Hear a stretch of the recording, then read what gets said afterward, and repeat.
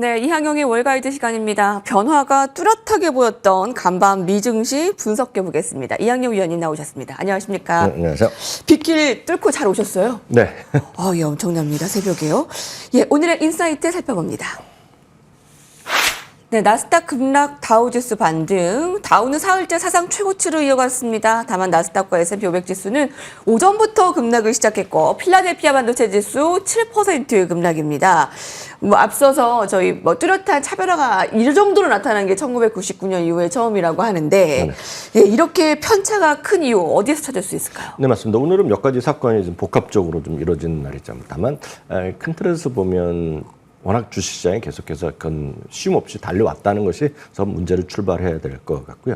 딱 오늘까지 보면 지난주 목요일 날 여러분들 충격적인 일이 있지 않았습니까? 다 떨어지고 또 러셀 2000만 올라가고 그런 흐름이었는데 그런 추세가 지금까지 좀 이어지면서 지수별로도 약간 좀 엇갈리는 그런 모습이 나오고 있는 모습이다라고 이해하시면 되겠습니다. 오늘 나스닥이 2.7% 떨어졌습니다. 많은 분들 충격이죠. 그리고 많은 분들이 또 선호하시는 소위 빅테크에 몰려 있는 것들, 더 쉽게 얘기하면 엔비디아 아닙니까? 많은 시청자분 관심 있는 거. 엔비디아를 비롯한 기술주들 그리고 엔비디아가 속해 있는 반도체 지수가 오늘 지수 ETF요. 여러분들 또 많이 아시는 SMH, SOXX 그런 거 한 배짜리요. 7% 떨어졌습니다. 그거에 만족하지 못하시는 또 많은 또 시청자분들이 계실 수 있습니다. 물론 저희 방송 많지 않다 하더라도 아마 다음 주쯤에 발표되는 최근 들어서 국내에서 가장 많이 산 주식 중에 제가 봤을 때 이게 들어갈 것 같은데요. 반도체 3배짜리 있습니다. 많은 분들 아시는 SOXL이라고 있는데 한번 화면 잠깐 찾아주시면 SOXL이라는 게 있습니다. 3배짜리인데 오늘 22% 떨어졌습니다. 그만큼 시장 오늘 충격적으로 느끼시면 많을 것 같습니다. 그럼에도 불구하고 반대편에 보면 오늘 다우지수요. 다우지수 오늘 올랐습니다. 오늘 올해 들어서 22번째 사상최고가. 늘 말씀드리지만 주식시장은 물론 한두 종목에 아주 올인하신 분 계실 수 있고 그걸 뭐라고 할 수는 없겠지만 늘 말씀드리면 분산 투자가 여러분들 생명줄이라는 거 오늘 새벽 방송에도 다시 한번 말씀드릴 수밖에 없겠습니다. 네. 본론으로 좀 들어가겠습니다. S&P 500이 1% 이상 떨어진 날 다우지수가 이렇게 올라간 거가 지금 1999년 4월 이후 처음입니다. 25년 만에 있을 정도로 의아한 일이 벌어졌고 흔치 않은 일이 오늘 벌어졌다라고 보셔야 되겠습니다. 역설적으로 보면 이런 일이 자주 있지는 않을 거다 이렇게 말씀드릴 수 있겠고요. 특히 이제 엔비디아를 비롯한 이제 반도체가 많이 떨어졌는데 한 두 가지 요인이 있습니다. 앞선 코너에 자세히 말씀드렸던 트럼프 대통령의 블룸버그 비즈니스 위크와의 인터뷰 내용도 약간 굳이 따지자면 호재냐 악재냐 보면 TSMC를 비롯한 중국 주식, 대만 주식, 그럼 우리나라도 마찬가지입니다. 우리나라 해당될 수밖에 없겠는데요. 방위비 분담이라든가 관세 이런 것들이 분명히 안 좋은 소식이 있겠는데요. 사실 그보다 더 직접적인 요인이 하나 더 있었습니다.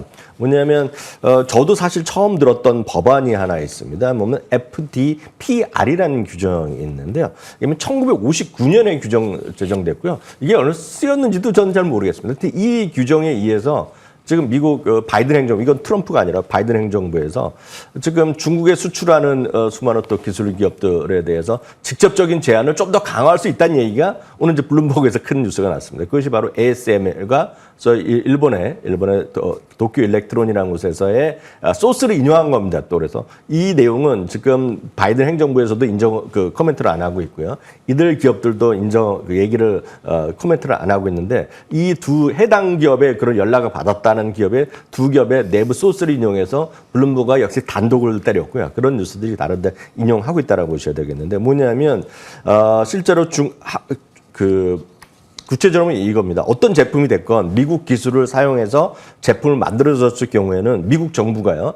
해당 제품의 어떤 판매 자체를 금지시킬 수 있다는 것이 되고 있고 이것은 미국 국내에 있건 해외에 있건 미국 국내 기업이건 아니면 미국 국내 기업이 해외에 가서 만들어 상관없다는 겁니다. 그래서 직접 수출을 제한할 수 있다는 거니까 지금 보면 중국을 옥죄는 그런 모습이 좀 이어져 왔다라고 보셔야 되겠고요. 그러다 보니 물론 어저께 ASML이 실적을 발표하고 나서 가이던스가 약간 실망스럽다고 하지만 그 정도까지 떨어질 일이 아니라고 좀 보고 있거든요. 그래서 직접적으로 이렇게 압박이 가능하니까 여기 그리고 말씀드렸던 TSMC 다 해당될 수밖에 없겠고요. 이것뿐만 아니라 오늘 ASML, TSMC 그리고 여러분들 아시는 수많은 반도체 장비 회사가 오늘 전부 다 똑같이 10%씩 떨어졌다라고 보시면 좋겠습니다. 그런 것들이 오늘 가장 큰 요인 중에 트럼프 대통령도 얘기 있었지만 그건 사실 어제부터 있었던 얘기이기 때문에 그보다는 바로 이런 것들이 오늘 더 큰 역할을 미쳤다라고 보셔야 되겠습니다. 그런 것들이 오늘 나스닥의 충격적인 하락을 가져왔고요.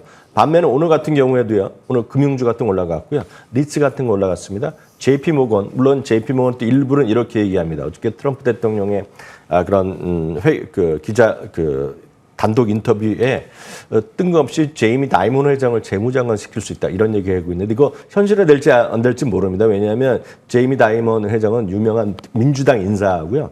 언제라도 또 민주당 대통령 후보군으로 나오는 사람이거든요. 그래서 뭐 현실화되는 건 우리가 모르겠으나 그런 얘기를 했다고 해서 JP모건이 올라갈지 어떨지 모르겠으나 JP모건을 최이서 사상 최고가 같고요. 금융주, 은행주 ETF 사상 최고가 같습니다. 그래서 오늘 주식시장은 상당히 혼재되어 있고 특히 다만 많은 시청자분들이 심증적으로 느끼는 그런 것들은 다분히 좀 분산 투자로 우리가 극복할 수밖에 없다라고 보셔야 되겠습니다. 반면에 오늘도 중소형주 약간 내리긴 했지만 중소형주의 상대적 강세가 지금 엿새째 이어지고 있는데요. 어느 정도냐면 역시 S&P 500 대비 러셀 2000의 강세가 이건 지금 사상 최대의 숫자, 사상 최고 수준으로 최근에 닷새 동안 벌어져 있다라고 보셔야 되겠습니다. 그거에 주장에 가장 선봉에 서는 사람이 역시 탑리가 되겠는데요.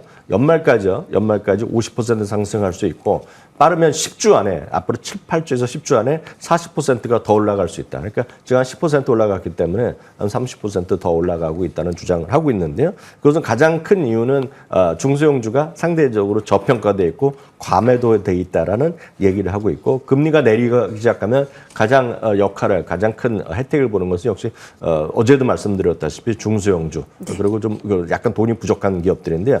바로 이 부분은 여러분들이 약간 유의하실 필요가 있겠습니다. 왜냐하면 혜택은 분명히 볼 수 있겠지만 여러분들이 팩트로 여러분들 팩트 체크를 하나 해드리면 러셀 2000은 2,000개 기업인데요. 이 중에서 43% 기업, 거의 절반 가까이가 적자 기업입니다. 그러니까 적자 기업이 좋다 나쁘다를 떠나서 변동성 클 수밖에 없고 그만큼 어떻게 좋게 보면 금리에 민감하지만 오늘 또 트럼프 대통령 한 얘기 중에 내가 제롬 파월 의장을 2026년 임기까지 보장하겠는데 내 대통령 선거를 앞두고 누구 좋으라고 그런 표현은 한 거랑 마찬가지입니다. 누구 좋으라고 지금 금리를 이번에 대통령 선거 전에 또 인하하면 안 된다고 얘기했거든요. 그러니까요. 예, 그래서 이게 말이 되는지 안 되는지 뭐 각자 판단하셔야 되겠지만 지금 보면 이런 것들이 변동성 앞으로도 계속될 수밖에 없다는 거 좀 꼭 이해하시면 좋겠고요. 이들의 이익도 왜 주가가 재미없었냐면 그 다음 그래프 보여주면 딱 이거가 되겠는데 빨간색은 S&P 500의 주당 이익의 12개 예상치는 계속 올라가고 있는데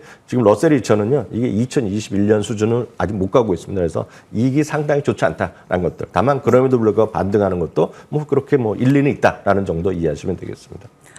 포트폴리오 반도체에 좀 집중된 분들은 오늘 충격적인 날이었고 기술주의 매도로 테슬라가 3%, 리비안이 4%, 니콜라가 마이너스 5%, 일제히 전기차도 좀 급락을 보였습니다. 분산 투자의 중요성 우리 이 시간에 얘기를 하는데 네네. 정말 다시 한번 확인을 했고요. 금리 인하의 시작이 되면 이제 중소형주의 좀 순환 매도 우리가 좀 체크를 다시 한번 해봐야 되겠습니다. 자, 오늘 주목해야 되는 외신에서 보는 헤드라인 살펴보도록 하겠습니다. 마켓워치입니다. 금값이 또 금값했다. 네, 조금 주춤했던 금값이 가파른 속도로 상승해 다시 한번 새로운 최고치를 썼습니다. 더 오를 거라고 봐야 될까요? 금값은 그것도 역시 말씀드리지만 뭐 제가 이 방송에서 한 지금 똑같은데 금의 방향성을 우리가 논할 마음은 없습니다. 왜냐하면 그거는 예측하기가 진짜 쉽지 않습니다. 가장 큰 이유는 금 자체가 이익을 생산하지 않겠습니다. 그래서 이익을 생산하지 않기 때문에 역설적으로 보면 실적 전망이 불가능합니다. 그렇기 때문에 실적 전망 갖고 PR이다, 뭐 PSL이다 따질 수가 없습니다. 그럼 금은 왜 지금 금은 올라가고 있느냐? 금의 가치가 있고 금이 아무리 좋다고 해서 갑자기 금을 더 많이 생산할 수가 없습니다. 여러분 상식적으로 제가 하나 말씀드리면 금은 1년에 전 세계 지금 보유하고 있는 금이 있지 않습니까? 여러분들 장롱에도 있고 여러분들 주머니에도 있고 다 있는 손가락에 있는 다 금이요. 금은 전 세계에서 매년 2% 정도만이 더 채굴이 되고 있다는 겁니다. 그렇기 때문에 채굴의 한계가 있고 또 하나는 그거를 대체할 만한 진기하고 유지되는 게 없습니다. 제가 정확한 사실은 모르겠지만 다이아몬드 가격, 원석 가격이 좀 떨어지는 걸로 알고 있는데요. 그것은 아마 랩에서 한 인공 다이아몬드가 좀 상당히 핫해서 그렇다고 알고 있고요. 은값도 올라가지만 은은 상대적으로 금보다 채굴이 쉬운 거로 알고 있습니다. 그렇기 때문에 금의 가치가 있다는 것이기 때문에 다만 금의 방향성을 논하기 쉽지 않고 늘 말씀드리지만 금은 분산 투자의 일환으로서 갖고 가는 것이 저는 가장 맞고 그것이 저희가 방송에서 드릴 수 있는 최선의 말씀이라고 보고 있습니다. 다만 금은 투자하실 때 방법은 5만 가지가 있습니다. 다양한 방법이 있고 국가적 그리고 제품별로 상대방이 다 있습니다. 특히 세금 문제가 복잡하고 수수료가 다 다르기 때문에 미국에서는 GLD-M 같은 ETF, 한국에서는 저렴한 거로 따지면 한국 거래소가 가장 여러분들이 수수료도 적게 할 수 있습니다. 다만 또 금을 직접 실물을 갖고 갈 때 보면 부가세도 내야 되고 뭐 관세도 이런 복잡한 거 있기 때문에 그건 각자 판단하셔야 되겠습니다.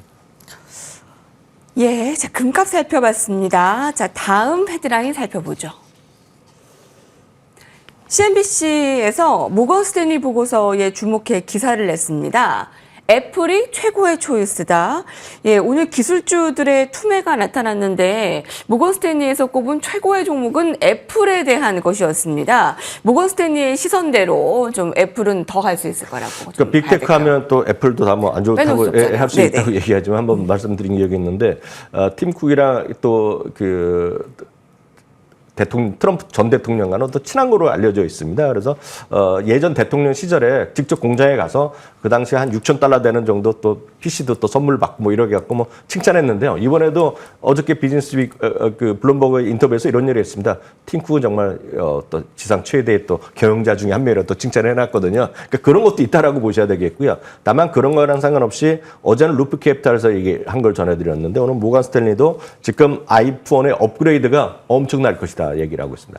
참고적으로 지금 현재요. 오늘 현재 정확히 보면 2023년 12월만 현재 활성화되어 있는 아이폰 있죠. 아이폰이 14.6억 대 정도로 알려져 있습니다. 그러면서 모건 스탠리는 향후 2년 동안 이 중에서 한 2억 8천만 대 정도가 이제 그 교체될 거라고 얘기했는데 이번에 애플 인텔리전스가 나오면서 지금 이것이 2배로 올렸습니다. 그래서 5억 대 이상이 앞으로 2년 동안 팔릴 것이다. 라는 얘기하면서 당연히 이제 목표 주가를 올렸다라고 간단하게 이해하시면 되겠습니다. 예.